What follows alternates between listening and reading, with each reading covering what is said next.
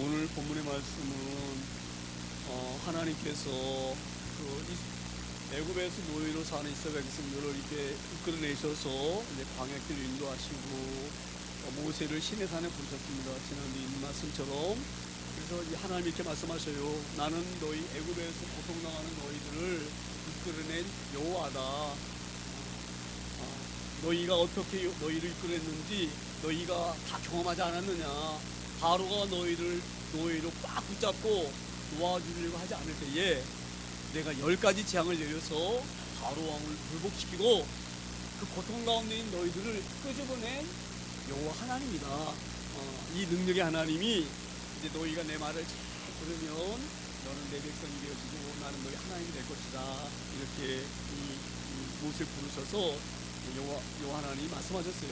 그러니까 모세가 이 말을 듣고 이제 산에서 내려가서 백성들에게 말하니까 하나님이 이렇게 말씀하셨다 그러니까 이 이스라엘 백성들이 얼마나 기쁘겠어요. 그 능력 많으신 하나님, 그 여호와 하나님이 우리의 왕이 되시고 우리의 아버지 되신다니 얼마나 감사합니까. 그래서 모세에게 이렇게 다짐을 합니다. 하나님이 이렇게 말씀하셨으니 우리 하나님 말씀에 온전히 순종하고 하나님을 온전히 섬기겠다 이렇게 약속을 했어요. 그래서 이제 이거를 우리가 이제 이 교회 교리적으로는 언약식이다 이렇게 말합니다. 언약식. 쉽게 말하면은 남자와 여자가 우리 혼인하잖아요. 그러한 관계처럼 말씀하는 거예요.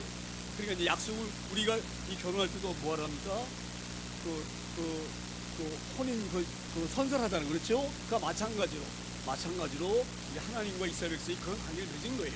그러니까 하나님이 이제부터 이제 내가 너희의 왕이 하나님이 되어지고 너는 내 백성 되어졌으니 앞으로 그러면은 너희가 하나님 나라의 법을 잘 지켜야 된다. 그래서 지난주에 십계명을 읽었잖아요. 그렇죠? 십계명 우리 설교했잖아요. 그렇죠?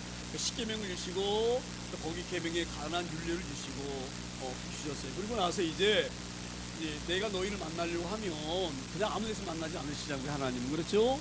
하나님 만나시는 성막을 지어라 모세에게 말씀하셨어요. 그래서 모세에게 성막을 지으라고 설계도 주시고 그 설계대로 하나님 만나는 성막을 다 지은 후에 그 다음에 이제 오늘 레위기가 시작되어지는 거예요. 레위기가. 그러면 성막을 지었다 그래가지고 그냥 막 만나느냐 하나님을. 그게 아니. 우리 하나님을 막 만날 수가 없잖아요. 그렇죠? 우린 죄인이기 때문에 하나님을 우리가 죄인의 모습으로는 만날 수가 없는 거예요. 그래서 하나님께 말씀합니다. 이제 너희들과 내가 만날, 그러니까 이스라엘 백성들과 하나님 만날 장소를 마련했으니 이제 만나려면 어떻게 되겠느냐. 너희가 너희의 죄를 다 씻김 받고 거룩한 모습으로 깨끗한 그런 거룩한 모습으로 와야지만이 나를 만날 수가 있으니 이렇게 하려고 하면 너희가 이렇게 해라 라고 주신 5가지 그 제사 방법이 바로 레위기에 나오는 제사 방법이에요. 그 중에서 이제 속죄제인데 이렇게 이 하나님 만나려고 하면은요 그냥 가장 먼저 아담과 하와가 범죄했을 때 하나님 어떻게 만났나요? 원래는 이 아담과 하와가 반역하고 하나님께 죄를 범한 후에는 하나님 만날 수 없었잖아요. 그렇죠? 그래서 아담과 하와가 하나님 안 만나려고 하나님이 아담아 부르실 때에 나무들이 숨었잖아요. 그렇죠?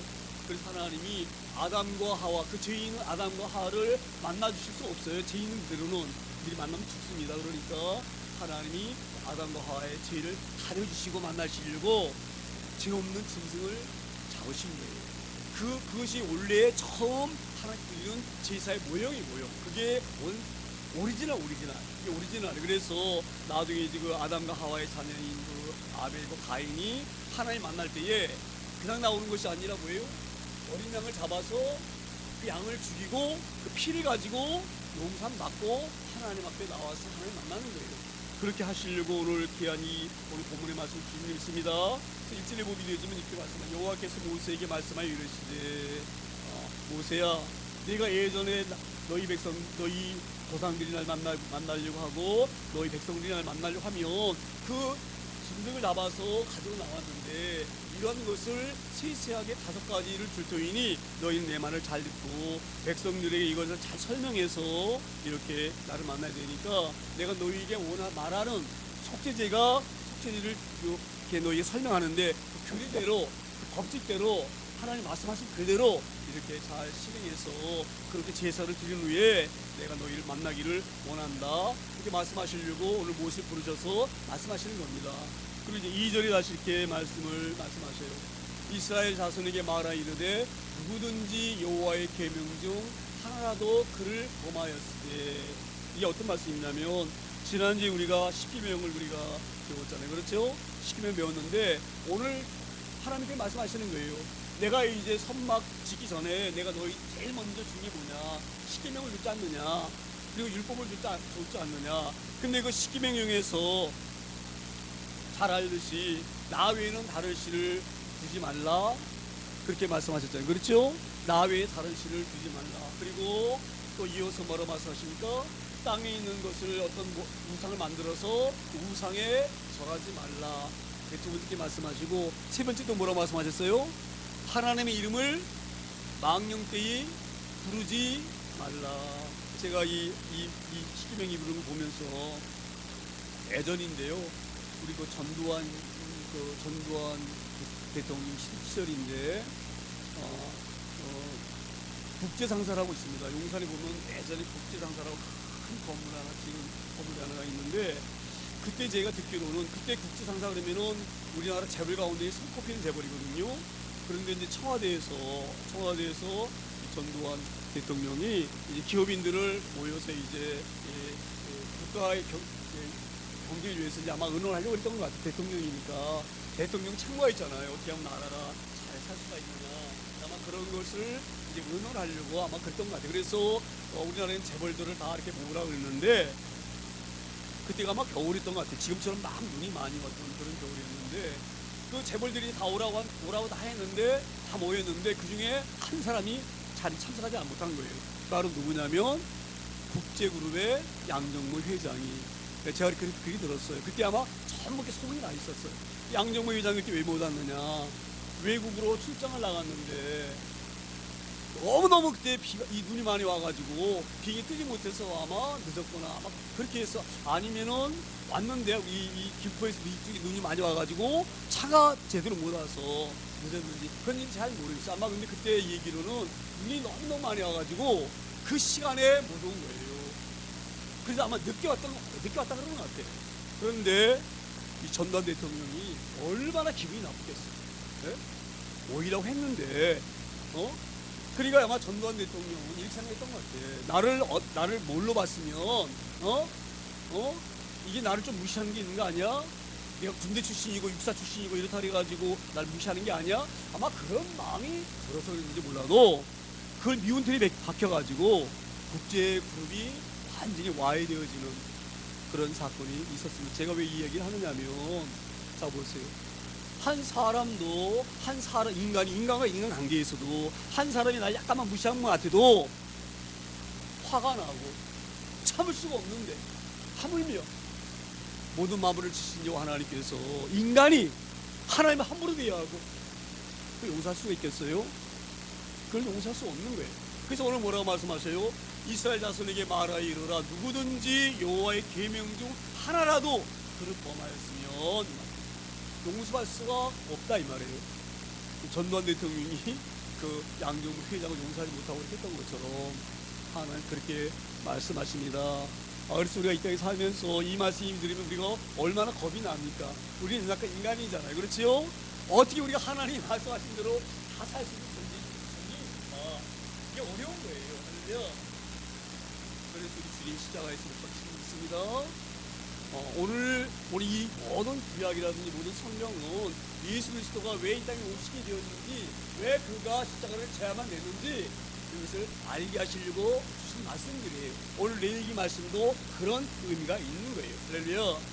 우리 하나님은 엄하신 하나님이셔요. 죄를 아주 미워하신 하나님이셔요. 죄를 용서하지 아니하신 하나님이셔요. 오늘 2절에 그러한 우리 하나님의 속성이 잘 표현되어 있는 것입니다. 보세요.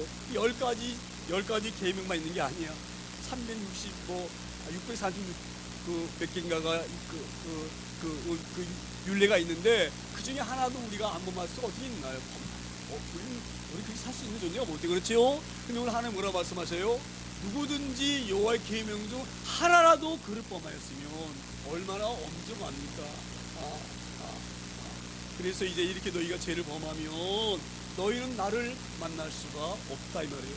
너희가 나를 만나려고 한다고 하면 이 죄를 범한 죄를 범한 그 자체로 그 모습 그대로 나올 수가 없으니 이 말씀이에요.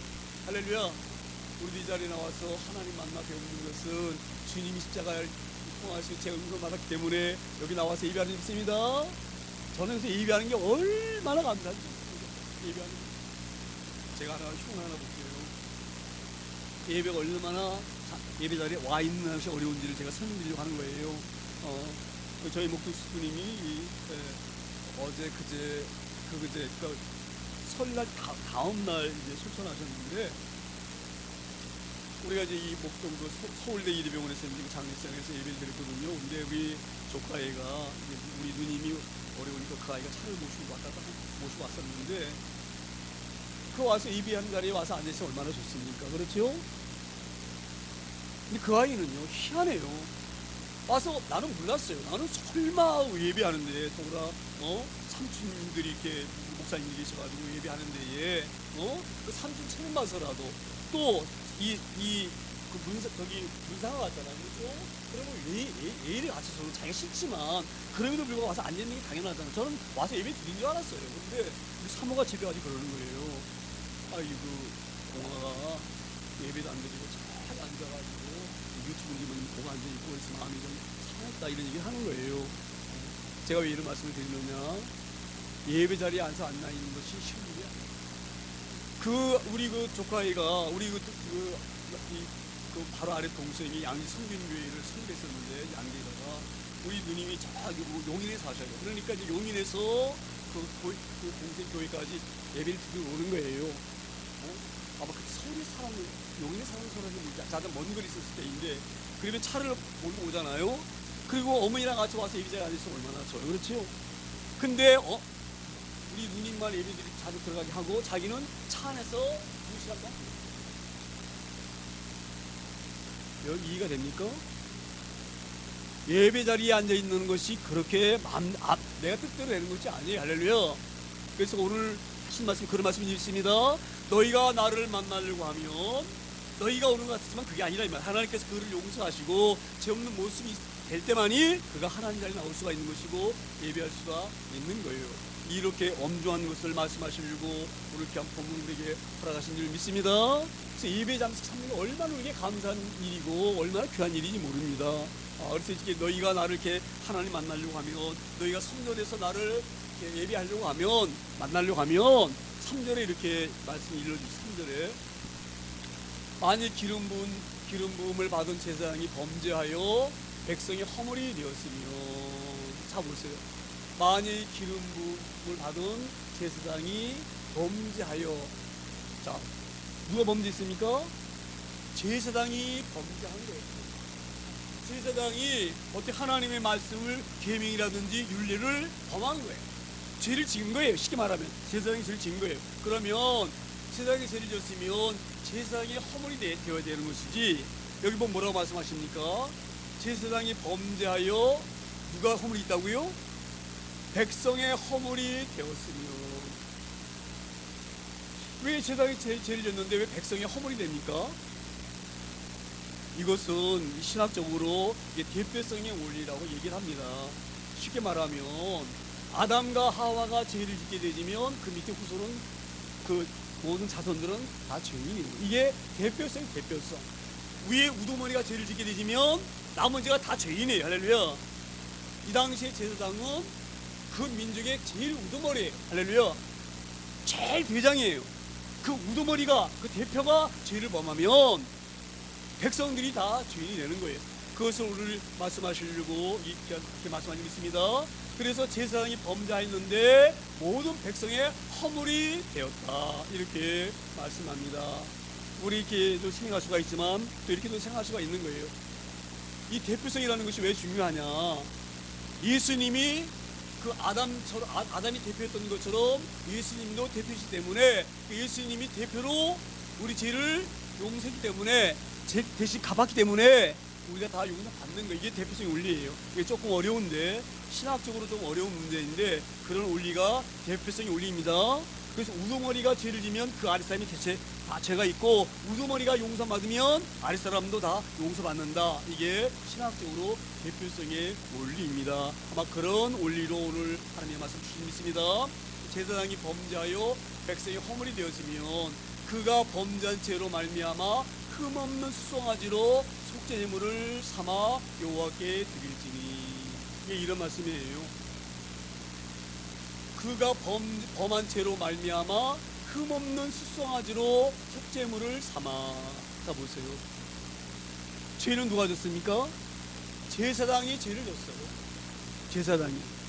그럼 제사장이 죄를 졌는데 제사장이 죄를 집으로 말미암아 흠없는 수송아지가 죽임을 당하는 거예요. 속죄 제물이 되는 거예요. 자 보세요. 흠없는 수송아지. 이 수송아지는 죄가 없어요. 죽을 이유가 없어요. 흠이 없는 수송아지예요.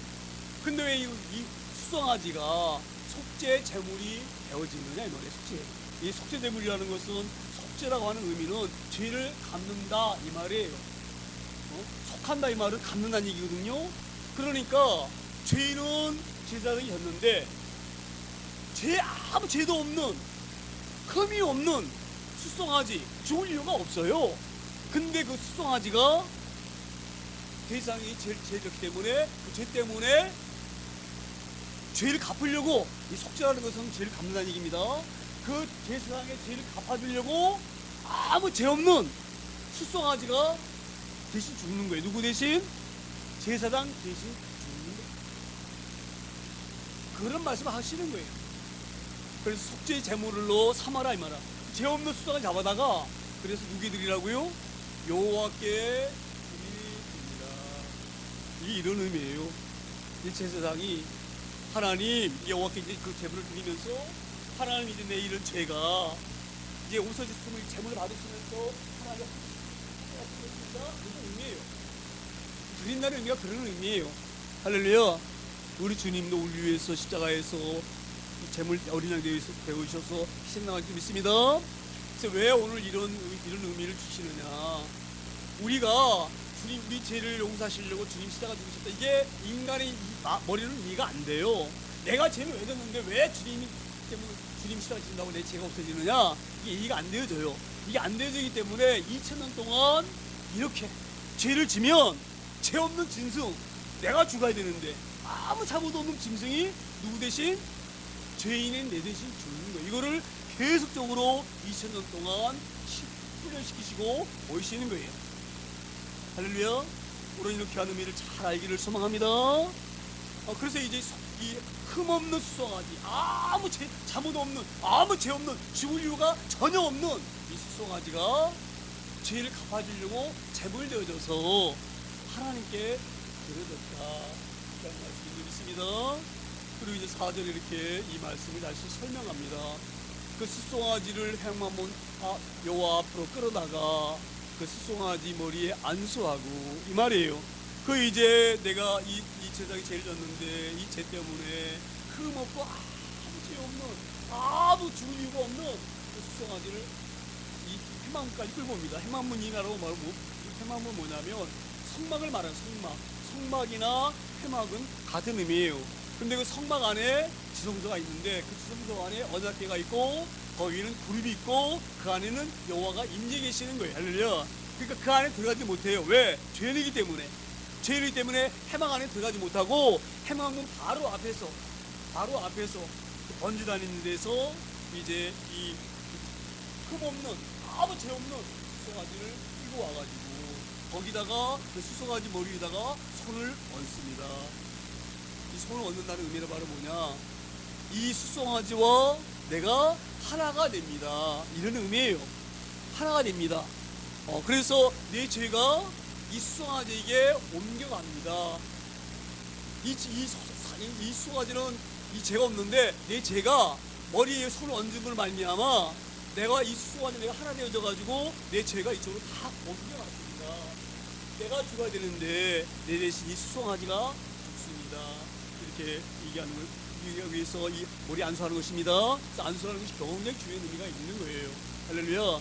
그러니까 우리가 안수 그러면 그 안수하는 사람과 안수받는 사람이 하나 된다, 이렇게 우리가 이해를 하시면 되는 거예요. 그래서 이걸 우리가 이제 조금 어려운 이야기로 전가한다 그래. 전가한다, 옮겨간다. 쉽게 말하면 우리가 자주 말씀드렸는데, 우리 그 쇠로 된 젓가락 있잖아요. 그렇죠? 쇠 젓가락. 이 끝을 잡고 이 끝에다가 불을 딱 붙여보세요. 그러면은 조금 있으면 여기가 뜨거워져요. 그러나 안 그러나요? 불은 여기 붙였는데 여기 뜨거워지죠? 이게 전가를 옮겨간다는 게 옮겨간다, 그런 의미는 있습니다. 그래서 아무 흠없고 아무 죽을 이유가 전혀 없는 그 수송아지에게 내 죄가 옮겨져서 내가 죽어야 되는데 대신 수송아지가 죽는 줄 믿습니다. 오늘 우리 주님이 그렇게 주신 거예요. 우리 주님이 그렇게 어린 양 되신 거예요. 할렐루야. 그래서 히브리서에서 뭐라고 말씀하십니까? 히브리서에서 짐승의 피도 너희의 죄를 용서했는데 하물며 하나님의 피가 너희를 용서할 수 없는 죄가 어디 있겠느냐, 이렇게 말씀합니다. 자 보세요. 이 짐승의 피도 우리의 죄를 용서할 수 있는 우리 피예요. 할렐루야. 하나님 이렇게 말씀하신 거예요. 할렐루야.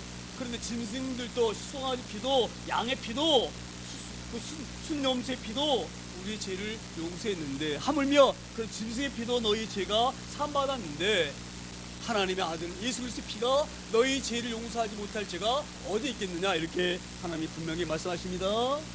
우리가 예수님이 그렇게 우리 어린 양 되어주셔서 우리를 만나주시고 우리 함께 하시고 장차 훗날에는 우리 하나님 나라로 인도할 줄 믿습니다.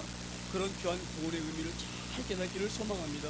올 한해 저희가 시작되어졌는데 우리 이 땅에 살면서 우리 발은요, 이 땅을 밟고 사는 존재입니다. 이 땅은 거룩한 땅이 아니에요. 할렐루야.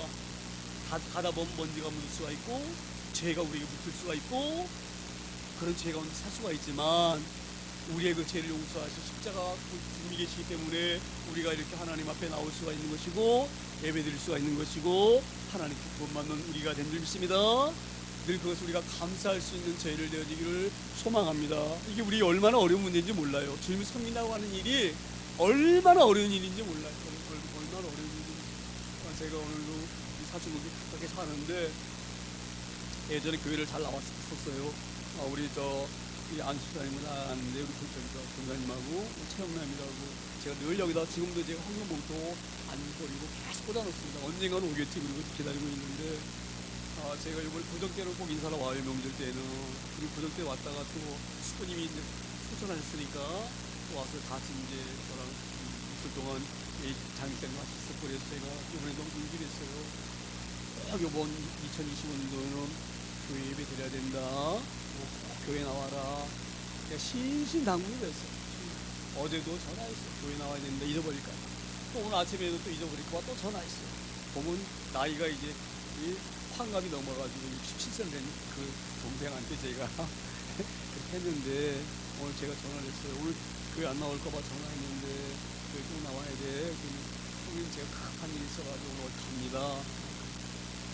그래 그러면 다음 주에 꼭 나와. 나올지 모르겠습니다. 나올지 모르겠는데 예배 자리에 참여한다는 거. 우리 그 동생은요, 우리 아버님 형제 중에 있는 기적을 다 봤어요. 자기 어머니가 겪는 그 기적 꼭 봤어요. 그렇게 예배 자리에 참여하는 것이 만만한 일이 아니에요. 할렐루야. 그렇게 나와서 예배하는 것이 하나님의 은혜인 믿습니다.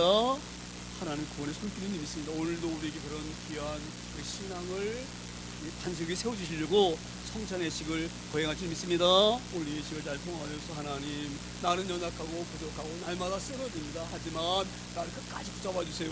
그런 귀한 고백으로 오늘 성찬의식을 참여하기를 소망합니다.